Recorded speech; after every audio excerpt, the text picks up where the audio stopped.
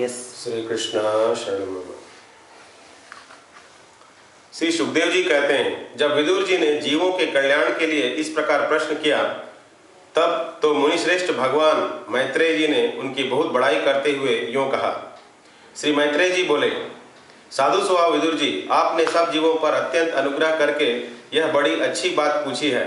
आपका चित्त तो सर्वदा श्री भगवान में ही लगा रहता है, तथापि इससे संसार में भी आपका बहुत सुयश फैलेगा।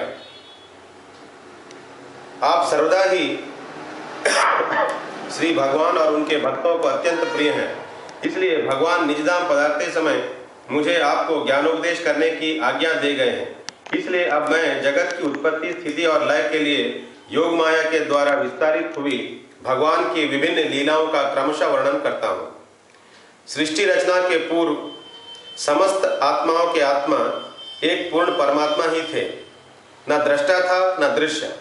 सृष्टि काल में अनेक वृत्तियों के भेद से जो अनेकता दिखाई पड़ती है, वह भी वही थे, क्योंकि उनकी इच्छा अकेले रहने की थी। वे ही दृष्टा होकर देखने लगे, परंतु उन्हें दृश्य दिखाई नहीं पड़ा, क्योंकि उस समय वे ही अद्वितीय रूप से प्रकाशित हो रहे थे। ऐसी अवस्था में वे अपने को असत के समान समझने लगे। वस्तुतः वे असत नहीं थे, क्योंकि उनकी शक्तियां ही सोई थी। उनके ज्ञान का लोप नहीं हुआ था। यह दृष्टा और दृश्य का अनुसंधान करने वाली शक्ति ही कार्य कारण रूप माया है। महाभाग विदुर जी, इस भावाभाव रूप अनिर्वचनीय माया के द्वारा ही भगवान ने इस विश्व का निर्माण किया है। काल शक्ति से जब यह त्रिगुणमयी माया क्षोभ को प्राप्त हुई, तब उन इंद्रियातीत चिन्मय परमात्मा ने अपने अंश पुरुष रूप से उसमें चिदाभास रूप बीज स्थापित किया। तब काल की प्रेरणा से उस अव्यक्त माया से महतत्व प्रकट हुआ। वह मिथ्या अज्ञान का नाशक होने के कारण विज्ञान स्वरूप और अपने में सूक्ष्म रूप से स्थित प्रपंच की अभिव्यक्ति करने वाला था। फिर चिदाभास गुण और काल के अधीन उस महतत्व ने भगवान की दृष्टि पड़ने पर इस विश्व की रचना के लिए अपना रूपांतर किया। महतत्व के विकृत होने पर अहंकार की उत्पत्ति हुई, जो कार्य अधिभूत, कारण अध्यात्म और कर्ता अधिदैव रूप होने के कारण भूत, इंद्रिय और मन का कारण है। वह अहंकार वैकारिक, तेजस और तामस अथवा सात्विक, राजस और तामस भेद से 3 प्रकार का है। अतः अहंकार में विकार होने पर वैकारिक अहंकार से मन और जिनसे विषयों का ज्ञान होता है, वे इंद्रियों के अधिष्ठाता देवता हुए। तेजस अहंकार से ज्ञानेंद्रियां और कर्मेंद्रियां हुई, तथा तामस अहंकार से सूक्ष्म भूतों का कारण शब्द तन्मात्र हुआ, और उससे दृष्टांत रूप से आत्मा का बोध कराने वाला आकाश उत्पन्न हुआ। भगवान की दृष्टि जब आकाश पर पड़ी, तब उससे फिर काल, माया और चिदाभास के योग से स्पर्श तन्मात्रा हुआ, और उसके विकृत होने पर उससे वायु की उत्पत्ति हुई। अत्यंत बलवान वायु ने आकाश के सहित विकृत होकर रूप तन्मात्रा की रचना की, और उससे संसार का प्रकाशक तेज उत्पन्न हुआ। फिर परमात्मा की दृष्टि पड़ने पर वायुयुक्त तेज ने काल, माया और चिदंश के योग से विकृत होकर रस तन्मात्र के कार्य जल को उत्पन्न किया। तदंतर तेज से युक्त जल ने ब्रह्म का दृष्टिपात होने पर काल, माया और चिदंश के योग से गंध गुणमयी पृथ्वी को उत्पन्न किया। विदुर जी, इन आकाश आदि भूतों में से जो जो भूत पीछे पीछे उत्पन्न हुए, उनमें क्रमशः अपने पूर्व भूतों के गुण भी अनुगत समझने चाहिए। ये महत्वादि के अभिमानी विकार, विक्षेप और चेतनांश विशिष्ट देवगण श्री भगवान के ही अंश हैं, किंतु पृथक पृथक रहने के कारण जब वे विश्व रचना रूप अपने कार्य में सफल नहीं हुए, तब हाथ जोड़कर भगवान से कहने लगे। देवताओं ने कहा, देव, हम आपके चरण कमलों की वंदना करते हैं। ये अपनी शरण में आए हुए जीवों का ताप दूर करने के लिए छत्र के समान है, तथा इनका आश्रय लेने से यतिजन अनंत संसार दुख को सुगमता से ही दूर फेंक देते हैं। जगतकर्ता जगदीश्वर, इस संसार में तापत्रय से व्याकुल रहने के कारण जीवों को जरा भी शांति नहीं मिलती। इसलिए भगवान, हम आपके चरणों की ज्ञानमयी छाया का आश्रय लेते हैं। मुनिजन एकांत स्थान में रहकर आपके मुख कमल का आश्रय लेने वाले वेद मंत्र रूप पक्षियों के द्वारा जिनका अनुसंधान करते रहते हैं, तथा जो संपूर्ण पापनाशिनी नदियों में श्रेष्ठ श्री गंगा जी के उद्गम स्थान है, आपके उन परम पावन पाद पद्मों का हम आश्रय लेते हैं। हम आपके चरण कमलों की उस चौकी का आश्रय ग्रहण करते हैं जिसे भक्तजन श्रद्धा और श्रवण कीर्तनादि रूप भक्ति से परिमार्जित अंतःकरण में धारण करके वैराग्य पुष्ट ज्ञान के द्वारा परम धीर हो जाते हैं। ईश, आप संसार की उत्पत्ति, स्थिति और संहार के लिए ही अवतार लेते हैं। अतः हम सब आपके उन चरण कमलों की शरण लेते हैं जो अपना स्मरण करने वाले भक्त जनों को अभय कर देते हैं। जिन पुरुषों का देह, गेह तथा उनसे संबंध रखने वाले अन्य तुच्छ पदार्थों में अहमता ममता का दृढ़ दुराग्रह है, उनके शरीर में आपके अंतर्यामी रूप से रहने पर भी जो अत्यंत दूर है, उन्हीं आपके चरणारविंदों को हम भजते हैं। परम यशस्वी परमेश्वर, इंद्रियों के विषयाभिमुख रहने के कारण जिनका मन सर्वदा बाहर ही भटका करता है, वे पामर लोग आपके विलासपूर्ण पाद विन्यास की शोभा के विशेषज्ञ भक्त जनों का दर्शन नहीं कर पाते। इसी से वे आपके चरणों से दूर रहते हैं। देव, आपके कथामृत का पान करने से उमड़ी हुई भक्ति के कारण जिनका अंतःकरण निर्मल हो गया है, वे लोग वैराग्य ही जिसका सार है, ऐसा आत्मज्ञान प्राप्त करके अनायास ही आपके वैकुंठ धाम को चले जाते हैं। दूसरे धीर पुरुष चित्त निरोध रूप समाधि के बल से आपकी बलवती माया को जीतकर आप में ही लीन तो हो जाते हैं, पर उन्हें श्रम बहुत होता है, किंतु आपकी सेवा के मार्ग में कुछ भी कष्ट नहीं है। आदिदेव, आपने सृष्टि रचना की इच्छा से हमें त्रिगुणमय रचा है, इसलिए विभिन्न स्वभाव वाले होने के कारण हम आपस में मिल नहीं पाते और इसी से आपकी क्रीड़ा के साधन रूप ब्रह्मांड की रचना करके उसे आपको समर्पित करने में असमर्थ हो रहे हैं। अतः जन्म रहित भगवान, जिससे हम ब्रह्मांड रचकर आपको सब प्रकार के भोग समय पर समर्पित कर सके और जहाँ स्थित होकर हम भी अपनी योग्यता के अनुसार अन्न ग्रहण कर सकें तथा ये सब जीव भी सब प्रकार की विघ्न बाधाओं से दूर रहकर हम और आप दोनों को भोग समर्पित करते हुए अपना अपना अन्न भक्षण कर सकें, ऐसा कोई उपाय कीजिए। आप निर्विकार पुराण पुरुष ही अन्य कार्य वर्ग के सहित हम देवताओं के आदि कारण हैं। देव, पहले आप अजन्मा ही ने सत्वादि गुण और जन्मादि कर्मों की कारण रूपा माया शक्ति में चिदाभास रूप वीर्य स्थापित किया था। परमात्मा देव, महतत्वादि रूप हम देवगण जिस कार्य के लिए उत्पन्न हुए हैं, उसके संबंध में हम क्या करें। देव, हम पर आप ही अनुग्रह करने वाले हैं, इसलिए ब्रह्मांड रचना के लिए आप हमें क्रिया शक्ति के सहित अपनी ज्ञान शक्ति भी प्रदान कीजिए। छठा अध्याय। श्री मैत्रेय ऋषि ने कहा, सर्वशक्तिमान भगवान ने जब देखा कि आपस में संगठित न होने के कारण ये मेरी महतत्व आदि शक्तियां विश्व रचना के कार्य में असमर्थ हो रही हैं, तब वे काल शक्ति को स्वीकार करके एक साथ ही महतत्व, अहंकार, पंचभूत, पंचतन्मात्रा और मन सहित 11 इंद्रियां, इन 23 तत्वों के समुदाय में प्रविष्ट हो गए। उनमें प्रविष्ट होकर उन्होंने जीवों के सोए हुए अदृष्ट को जागृत किया और परस्पर विलग हुए उस तत्व समूह को अपनी क्रियाशक्ति के द्वारा आपस में मिला दिया। इस प्रकार जब भगवान ने अदृष्ट को कार्योन्मुख किया, तब उस 23 तत्वों के समूह ने भगवान की प्रेरणा से अपने अंशों द्वारा अधिपुरुष विराट को उत्पन्न किया। अर्थात जब भगवान ने अंश रूप से अपने उस शरीर में प्रवेश किया, तब वह विश्व रचना करने वाला महतत्वादि का समुदाय एक दूसरे से मिलकर परिणाम को प्राप्त हुआ। यह तत्वों का परिणाम ही विराट पुरुष है, जिसमें चराचर जगत विद्यमान है। जल के भीतर जो अंड रूप आश्रय स्थान था, उसमें वह हिरण्यमय विराट पुरुष संपूर्ण जीवों को साथ लेकर 1000 दिव्य वर्षों तक रहा। वह विश्व रचना करने वाले तत्वों का गर्भ था तथा ज्ञान, क्रिया और आत्मशक्ति से संपन्न था। इन शक्तियों से उसने स्वयं अपने क्रमशः 1 हृदय रूप, 10 प्राण रूप और 3 आध्यात्मिक, आदिदैविक, आदिभौतिक विभाग किए। यह विराट पुरुष ही प्रथम जीव होने के कारण, समस्त जीवों का आत्मा, जीव रूप होने के कारण परमात्मा का अंश और प्रथम अभिव्यक्त होने के कारण भगवान का आदि अवतार है। यह संपूर्ण भूत समुदाय इसी में प्रकाशित होता है। यह अध्यात्म, अधिभूत और अधिदैव से 3 प्रकार का, प्राण रूप से 10 प्रकार का और हृदय रूप से 1 प्रकार का है। फिर विश्व की रचना करने वाले महतत्वादि के अधिपति श्री भगवान ने उनकी प्रार्थना को स्मरण कर उनकी वृत्तियों को जगाने के लिए अपने चेतन रूप तेज से उस विराट पुरुष को प्रकाशित किया, उसे जगाया। उसके जागृत होते ही देवताओं के लिए कितने स्थान प्रकट हुए, यह मैं बतलाता हूँ, सुनो। विराट पुरुष के पहले मुख प्रकट हुआ। उसमें लोकपाल अग्नि अपने अंश वागेंद्रियों के समेत प्रविष्ट हो गया, जिससे यह जीव बोलता है। फिर विराट पुरुष के तालु उत्पन्न हुआ। उसमें लोकपाल वरुण अपने अंश रसनेन्द्र के सहित स्थित हुआ, जिससे जीव रस ग्रहण करता है। इसके पश्चात उस विराट पुरुष के नथुने प्रकट हुए।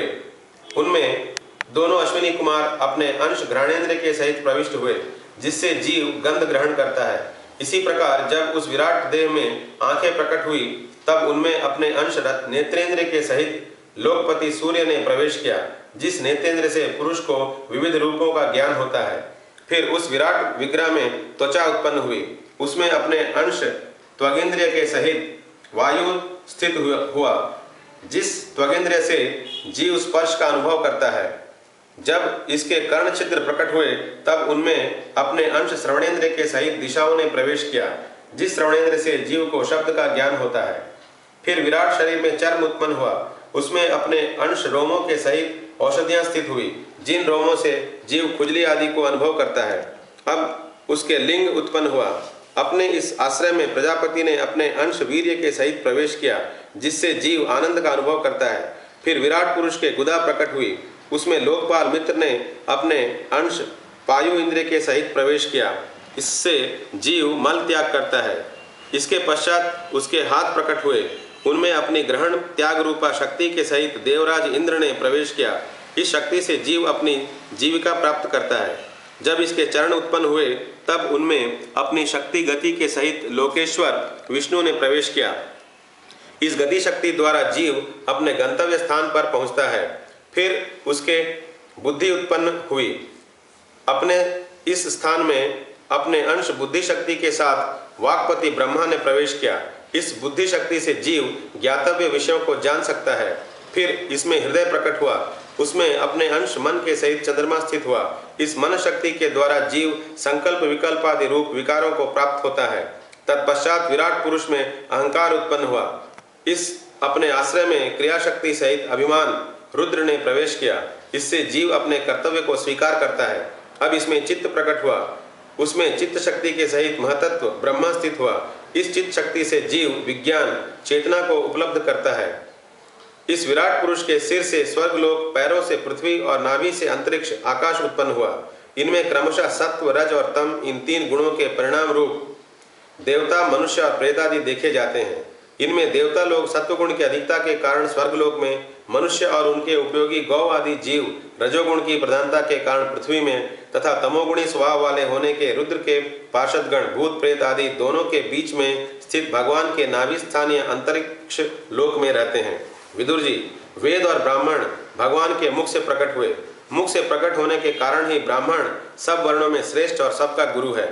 उनकी भुजाओं से क्षत्रिय वृत्ति और उसका अवलंबन करने वाला क्षत्रिय वर्ण उत्पन्न हुआ, जो विराट भगवान का अंश होने के कारण जन्म लेकर सब वर्णों की चोर आदि के उपद्रवों से रक्षा करता है। भगवान की दोनों जांघों से सब लोगों का निर्वाह करने वाले वैश्य वृत्ति उत्पन्न हुई और उन्हीं से वैश्य वर्ण का भी प्रादुर्भाव हुआ। यह वर्ण अपनी वृत्ति से सब जीवों की जीविका चलाता है। फिर सब धर्मों की सिद्धि के लिए भगवान के चरणों से सेवा वृत्ति प्रकट हुई और उन्हीं से पहले पहल उस वृत्ति का अधिकारी शूद्र वर्ण भी प्रकट हुआ, जिसकी वृत्ति से ही श्रीहरि प्रसन्न हो जाते हैं। ये चारों वर्ण अपनी अपनी वृत्तियों के सहित जिनसे उत्पन्न हुए हैं, उन अपने गुरु श्रीहरि का अपने अपने धर्मों से चित्त शुद्धि के लिए श्रद्धा पूर्वक पूजन करते हैं। विदुर जी, यह विराट पुरुष काल और कर्म और स्वभाव शक्ति से युक्त भगवान की योग माया के प्रभाव को प्रकट करने वाला है। इसके स्वरूप का पूरा पूरा वर्णन करने का कौन साहस कर सकता है। तथापि प्यारे विदुर जी, अन्य व्यवहारिक चर्चाओं से अपवित्र हुई अपनी वाणी को पवित्र करने के लिए जैसी मेरी बुद्धि है और जैसा मैंने गुरुमुख से सुना है, वैसा श्रीहरि का सुयश वर्णन करता हूँ। महापुरुषों का मत है कि पुण्य श्लोक शिरोमणि श्रीहरि के गुणों का गान करना ही मनुष्यों की वाणी का तथा विद्वानों के मुख से भगवत कथामृत का पान करना ही उनके कानों का सबसे बड़ा लाभ है। वत्स, हम ही नहीं, आदि कवि श्री ब्रह्मा जी ने 1000 दिव्य वर्षों तक अपनी योग परिपक्व बुद्धि से विचार किया, तो भी क्या वे भगवान की अमित महिमा का पार पा सके। अतः भगवान की माया बड़े बड़े मायावियों को भी मोहित कर देने वाली है। उसकी चक्कर में डालने वाली चाल अनंत है। अतएव स्वयं भगवान भी उसकी था नहीं लगा सकते, फिर दूसरों की तो बात ही क्या। जहाँ न पहुँचकर मन के सहित वाणी भी लौट आती है तथा जिनका पार पाने में अहंकार के अभिमानी रुद्र तथा अन्य इंद्रियाधिष्ठाता देवता भी समर्थ नहीं है, उन श्री भगवान को हम नमस्कार करते हैं। 7वां अध्याय। विदुर जी के प्रश्न। श्री सुखदेव जी कहते हैं, मैत्रेय जी का यह भाषण सुनकर बुद्धिमान व्यासनंदन विदुर जी ने उन्हें अपनी वाणी से प्रसन्न करते हुए कहा।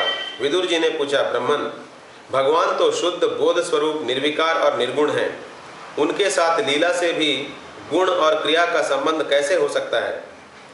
बालक में तो कामना और दूसरों के साथ खेलने की इच्छा रहती है, इसी से वह खेलने के लिए प्रयत्न करता है, किंतु भगवान तो स्वतः नित्य तृप्त, पूर्ण काम और सर्वदा असंग है, वे क्रीड़ा के लिए भी क्यों संकल्प करेंगे? भगवान ने अपनी गुणमयी माया से जगत की रचना की है, उसी से वे इसका पालन करते हैं और फिर उसी से संहार भी करेंगे। जिनके ज्ञान का देश काल अथवा अवस्था से अपने आप या किसी दूसरे निमित्त से भी कभी लोप नहीं होता, उनका माया के साथ किस प्रकार संयोग हो सकता है? एकमात्र ये भगवान ही समस्त क्षेत्रों में उनके साक्षी रूप से स्थित हैं, फिर इन्हें दुर्भाग्य या किसी प्रकार के कर्मजनित क्लेश की प्राप्ति कैसे हो सकती है? भगवान, इस अज्ञान संकट में पड़कर मेरा मन बड़ा खिन्न हो रहा है, आप मेरे मन के इस महान मोह को कृपा करके दूर कीजिए।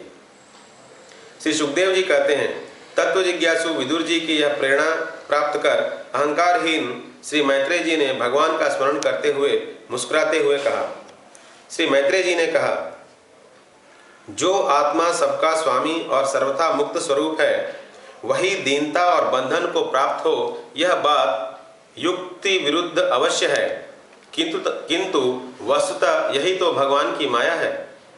जिस प्रकार स्वप्न देखने वाले पुरुष को अपना सिर कटना आदि व्यापार न होने पर भी अज्ञान के कारण सत्यवत भासते हैं, उसी प्रकार इस जीव को बंधन आदि न होते हुए भी अज्ञानवश भास रहे हैं। यदि यह कहा जाए कि फिर ईश्वर में इनकी प्रतीति क्यों नहीं होती, तो उसका उत्तर यह है कि जिस प्रकार जल में होने वाली कंप आदि क्रिया जल में दिखने वाले चंद्रमा के प्रतिबिंब में न होने पर भी भासती है, आकाशस्थ चंद्रमा में नहीं, उसी प्रकार देहाभिमानी जीव में ही देह के मिथ्या धर्मों की प्रतीति होती है, परमात्मा में नहीं। निष्काम भाव से धर्मों का आचरण करने पर भगवत कृपा से प्राप्त हुए भक्ति योग के द्वारा यह प्रतीति धीरे धीरे निवृत्त हो जाती है। जिस समय समस्त इंद्रियां विषयों से हटकर साक्षी परमात्मा श्रीहरि में निश्चल भाव से स्थित हो जाती है, उस समय गाढ़ निद्रा में सोए हुए मनुष्य के समान जीव के राग द्वेषादि सारे क्लेश सर्वथा नष्ट हो जाते हैं। श्री कृष्ण के गुणों का वर्णन एवं श्रवण अशेष दुख राशि को शांत कर देता है। फिर यदि हमारे हृदय में उनके चरण कमल की रज के सेवन का प्रेम जग पड़े, तब तो कहना ही क्या है। विदुर जी ने कहा, भगवान, आपके युक्त वचनों की तलवार से मेरे संदेह छिन्न भिन्न हो गए हैं। अब मेरा चित्त भगवान की स्वतंत्रता और जीव की परतंत्रता दोनों ही विषयों में खूब प्रवेश कर रहा है। विद्वान, आपने यह बात बहुत ठीक कही कि जीव को जो क्लेशादि की प्रतीति हो रही है, उसका आधार केवल भगवान की माया ही है। वह क्लेश मिथ्या एवं निर्मूल ही है, क्योंकि इस विश्व का मूल कारण ही माया के अतिरिक्त और कुछ नहीं है। इस संसार में दो ही प्रकार के लोग सुखी हैं, या तो जो अत्यंत मूढ़ अज्ञानग्रस्त हैं, या जो बुद्धि आदि से अतीत श्री भगवान को प्राप्त कर चुके हैं। बीच के श्रेणी के संशयापन्न लोग तो दुख ही भोगते रहते हैं। भगवान, आपकी कृपा से मुझे यह निश्चय हो गया है कि ये अनात्म पदार्थ वस्तुतः है नहीं, केवल प्रतीत ही होते हैं। अब मैं आपके चरणों की सेवा के प्रभाव से उस प्रतीति को भी हटा दूंगा। इन चरणों की सेवा से नित्य सिद्ध भगवान श्री मधुसूदन के चरण कमलों में उत्कट प्रेम और आनंद की वृद्धि होती है, जो आवागमन की यंत्रणा का नाश कर देती है। महात्मा लोग भगवत प्राप्ति के साक्षात मार्ग ही होते हैं। उनके यहाँ सर्वदा देव देव श्री हरि के गुणों का गान होता रहता है। अल्प पुण्य पुरुष को उनकी सेवा का अवसर मिलना अत्यंत कठिन है। भगवान, आपने कहा कि सृष्टि के प्रारंभ में भगवान ने क्रमशः महदादि तत्व और उनके विकारों को रचकर फिर उनके अंशों से विराट को उत्पन्न किया और इसके पश्चात वे स्वयं उसमें प्रविष्ट हो गए। उन विराट के हजारों पैर, जांघें और बाहें हैं, उन्हीं को वेद आदि पुरुष कहते हैं। उन्हीं में ये सब लोग विस्तृत रूप से स्थित हैं। उन्हीं में इंद्रिय, विषय और इंद्रियाभिमान देवताओं के सहित 10 प्रकार के प्राणों का, जो इंद्रिय बल, मनोबल और शारीरिक बल रूप से 3 प्रकार के हैं, आपने वर्णन किया है। और उन्हीं से ब्रह्मादि वर्ण भी उत्पन्न हुए हैं। अब आप मुझे उनकी ब्रह्मादि विभूतियों का वर्णन सुनाइए, जिनसे पुत्र, पौत्र, नाती और कुटुंबियों के सहित तरह तरह की प्रजा उत्पन्न हुई और उससे यह सारा ब्रह्मांड भर गया। वह विराट ब्रह्मादि प्रजापतियों का भी प्रभु है। उसने किन किन प्रजापतियों को उत्पन्न किया तथा सर्ग, अनुसर्ग और मनवंतरों के अधिपति मनुओं की भी किस प्रकार से रचना की। मैत्रेय जी, उन मनुओं के वंश और वंशधर राजाओं के चरित्रों का, पृथ्वी के ऊपर और नीचे के लोगों का तथा भूलोक के विस्तार और स्थिति का भी वर्णन कीजिए तथा यह भी बतलाइए कि तिर्यक, मनुष्य, देवता, सरीसृप और पक्षी तथा जरायुज, स्वेदज, अंडज और उद्भिज, ये 4 प्रकार के प्राणी किस प्रकार उत्पन्न हुए। श्री हरि ने सृष्टि करते समय जगत की उत्पत्ति, स्थिति और संहार के लिए अपने गुणावतार ब्रह्मा, विष्णु और महादेव रूप से जो कल्याणकारी लीलाएं की, उनका भी वर्णन कीजिए। वेश, आचरण और स्वभाव के अनुसार वर्णाश्रम का विभाग, ऋषियों के जन्म कर्मादि, वेदों का विभाग, यज्ञों का विस्तार, योग का मार्ग, ज्ञान मार्ग और उसका साधन सांख्य मार्ग तथा भगवान के कहे हुए नारद पांचरात्र आदि तंत्र शास्त्र, विभिन्न पाखंड मार्गों के प्रचार से होने वाली विषमता, नीच वर्ण के पुरुष से उच्च वर्ण की स्त्री में होने वाली संतानों के प्रकार तथा भिन्न भिन्न गुण और कर्मों के कारण जीव की जैसी और जितनी गतियां होती हैं, वे सब हमें बताइए। ब्रह्मन, धर्म, अर्थ, काम और मोक्ष की प्राप्ति के परस्पर अविरोधी साधनों का, वाणिज्य, दंड नीति और शास्त्र श्रवण की विधियों का, श्राद्ध की विधि का, पितृगणों की सृष्टि का तथा कालचक्र में ग्रह, नक्षत्र और तारागण की स्थिति का भी अलग अलग वर्णन कीजिए। दान, तप तथा इष्ट और पूर्त कर्मों का क्या फल है। प्रवास और आपत्ति के समय मनुष्य का क्या धर्म होता है। निष्पाप मैत्रेय जी, धर्म के मूल कारण श्री जनार्दन भगवान किस आचरण से संतुष्ट होते हैं और किन पर अनुग्रह करते हैं, यह वर्णन कीजिए। द्विजवर, दीन वत्सल गुरुजन अपने अनुगत शिष्यों और पुत्रों को बिना पूछे ही उनके हित की बात बतला दिया करते हैं। भगवान, उन मादादि तत्वों का प्रलय कितने प्रकार का है तथा जब भगवान योग निद्रा में शयन करते हैं तब उनमें से कौन कौन तत्व उनकी सेवा करते हैं और कौन कौन उनमें लीन हो जाते हैं। जीव का तत्व, परमेश्वर का स्वरूप, उपनिषद प्रतिपादित ज्ञान तथा गुरु और शिष्य का पारस्परिक प्रयोजन क्या है। पवित्रात्मन, विद्वानों ने उस ज्ञान की प्राप्ति के क्या क्या उपाय बतलाए हैं, क्योंकि मनुष्यों को ज्ञान, भक्ति अथवा वैराग्य की प्राप्ति अपने आप तो हो नहीं सकती। ब्रह्मन, माया मोह के कारण मेरी विचार दृष्टि नष्ट हो गई है, मैं अज्ञ हूँ, आप मेरे परम सुहृद हैं, अतः श्रीहरि लीला का ज्ञान प्राप्त करने की इच्छा से मैंने जो प्रश्न किए हैं उनका उत्तर मुझे दीजिए। पुण्यमय मैत्रेय जी, भगवत तत्व के उपदेश द्वारा जीव को जन्म मृत्यु से छुड़ाकर उसे अभय कर देने में जो पुण्य होता है, समस्त वेदों के अध्ययन, यज्ञ, तपस्या और दानादि से होने वाला पुण्य उस पुण्य के 16वें अंश के बराबर भी नहीं हो सकता। श्री सुखदेव जी कहते हैं, राजन, जब कुरुश्रेष्ठ विदुर जी ने मुनिवर श्री मैत्रेय जी से इस प्रकार पुराण विषयक प्रश्न किए, तब भगवत चर्चा के लिए प्रेरित किए जाने के कारण वे बड़े प्रसन्न हुए और मुस्कुराकर उनसे कहने लगे। 8वां अध्याय, ब्रह्मा जी की उत्पत्ति। श्री मैत्रेय जी ने कहा, विदुर जी, आप भगवत भक्तों में प्रधान लोकपाल यमराज ही हैं। आपके पूर्व वंश में जन्म लेने के कारण वह वंश साधु पुरुषों के लिए भी सेव्य हो गया है। धन्य है, आप निरंतर पद पद पर श्रीहरि की कीर्तिमयी माला को नित्य नूतन बना रहे हैं। अब मैं क्षुद्र विषय सुख की कामना से महान दुख को मोल लेने वाले पुरुषों की दुख निवृत्ति के लिए श्रीमद् भागवत महापुराण प्रारंभ करता हूँ, जिसे स्वयं श्री संकर्षण भगवान ने सनकादि ऋषियों को सुनाया था। अखंड ज्ञान संपन्न आदिदेव भगवान संकर्षण पाताल लोक में विराजमान थे। संत कुमार आदि ऋषियों ने उनसे परम पुरुषोत्तम ब्रह्म का तत्व जानने के लिए उनसे प्रश्न किया। उस समय शेष जी अपने आश्रय स्वरूप उन परमात्मा की मानसिक पूजा कर रहे थे, जिनका वेद वासुदेव के नाम से निरूपण करते हैं। उनके कमल कोश सरीखे नेत्र बंद थे। प्रश्न करने पर सनत कुमार आदि ज्ञानी जनों के आनंद के लिए उन्होंने अधखुले नेत्रों से देखा। सनत कुमार आदि ऋषियों ने मंदाकिनी के जल से भीगे अपने जटा समूहों से उनके चरणों की चौकी के रूप में स्थित कमल का स्पर्श किया, जिसकी नाग राजकुमारियां अभिलषित वर की प्राप्ति के लिए प्रेम पूर्वक अनेकों उपहार सामग्रियों से पूजा करती हैं। सनत कुमार आदि उनकी लीला के मर्मज्ञ हैं। उन्होंने बार बार प्रेम गदगद वाणी से उनकी लीला का गान किया। उस समय शेष भगवान के उठे हुए सहस्रों फण किरीटों की सहस्र सहस्र श्रेष्ठ मणियों की छटकती हुई रश्मियों से जगमगा रहे थे। भगवान संकर्षण ने निवृत्ति परायण सनत कुमार जी को यह भागवत सुनाया था, ऐसा प्रसिद्ध है। सनत कुमार जी ने फिर इसे परम व्रतशील सांख्यायन मुनि को उनके प्रश्न करने पर सुनाया। परमहंसों में प्रधान श्री सांख्यायन जी को जब भगवान की विभूतियों का वर्णन करने की इच्छा हुई, तब उन्होंने इसे अपने अनुगत शिष्य हमारे गुरु श्री पराशर जी को और बृहस्पति को सुनाया। इसके पश्चात परम दयालु पराशर जी ने पुलस्त्य मुनि के कहने से वह आदि पुराण मुझसे कहा। बस श्रद्धालु और सदा अनुगत देखकर अब वही पुराण मैं तुम्हें सुनाता हूँ। सृष्टि के पूर्व यह संपूर्ण विश्व जल में डूबा हुआ था। उस समय एकमात्र श्री नारायण देव शेषशय्या पर पौड़े हुए थे। वे अपनी ज्ञान शक्ति को अक्षुण्ण रखते हुए ही योग निद्रा का आश्रय ले अपने नेत्र मुदे हुए थे। सृष्टि क्रम से अवकाश लेकर आत्मानंद में मग्न थे। उनमें किसी भी क्रिया का उन्मेष नहीं था। जिस प्रकार अग्नि अपनी दाहिका आदि शक्तियों को छिपाए हुए काष्ठ में व्याप्त रहता है, उसी प्रकार श्री भगवान ने संपूर्ण प्राणियों के सूक्ष्म शरीरों को अपने शरीर में लीन करके अपने आधारभूत उस जल में शयन किया। उन्हें सृष्टि काल आने पर पुनः जगाने के लिए केवल काल शक्ति को जागृत रखा। इस प्रकार अपनी स्वरूप भूता चित्त शक्ति के साथ एक सहस्र चतुर्युग पर्यंत जल में शयन करने के अनंतर जब उन्हीं के द्वारा नियुक्त उनकी काल शक्ति ने उन्हें जीवों के कर्मों की प्रवृत्ति के लिए प्रेरित किया, तब उन्होंने अपने शरीर में लीन हुए अनंत लोक देखे।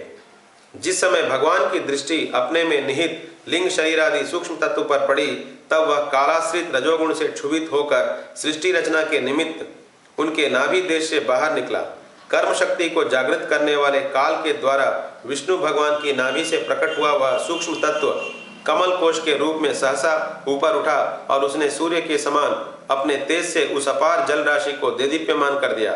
संपूर्ण गुणों को प्रकाशित करने वाले उस सर्वलोकमय कमल में वे विष्णु भगवान ही अंतर्यामी रूप से प्रविष्ट हो गए। तब उसमें से बिना पढ़ाए ही स्वयं संपूर्ण वेदों को जानने वाले साक्षात वेद मूर्ति श्री ब्रह्मा जी प्रकट हुए, जिन्हें लोग स्वयंभू कहते हैं।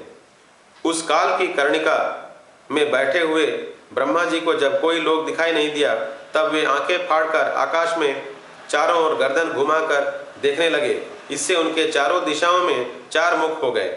उस समय प्रलयकालीन पवन के थपेड़ों से उछलती हुई जल की तरंगमालाओं के कारण उस जल राशि से ऊपर उठे हुए कमल पर विराजमान आदिदेव ब्रह्मा जी को अपना तथा उस लोक तत्व रूप कमल का कुछ भी रहस्य न जान पड़ा। वे सोचने लगे, इस कमल की कर्णिका पर बैठा हुआ मैं कौन हूँ?